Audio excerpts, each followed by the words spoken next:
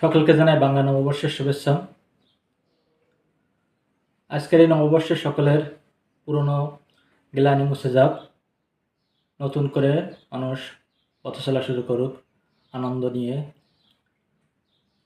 তো এই আনন্দের দিনে আমি একটি কথা বলতে চাই যে বেসরকারি মাধ্যমিক উচ্চ মাধ্যমিক যে শিক্ষক কর্মচারী বৃন্দ আছে, সেই সকল শিক্ষক কর্মচারীদের কি মনে আনন্দ আছে? এই যে বেসরকারি শিক্ষক কর্মচারীরা যে 20% বাংলা নববর্ষের ভাতা পায়, এই নববর্ষের ভাতায় এখনো পর্যন্ত তারা পায়নি। তাহলে তারা তাদের উদযাপনটা করবে কিভাবে?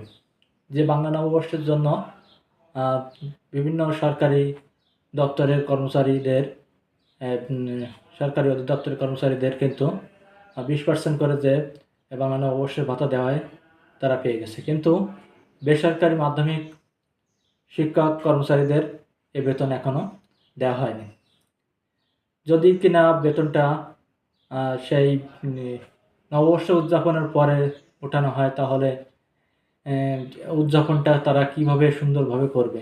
একটা উদযাপন করতে গেলে তাদের ছেলেমেয়ে বাচ্চাদেরকে বিভিন্ন পোশাক আশাক, বিভিন্ন কিছু মেলায় নিয়ে যে বিভিন্ন কিছু কিনে দেওয়া, কিন্তু তারা এই টাকা পয়সা যদি অর্থ না থাকে তাহলে তারা এইটা খরচ করবে কিভাবে?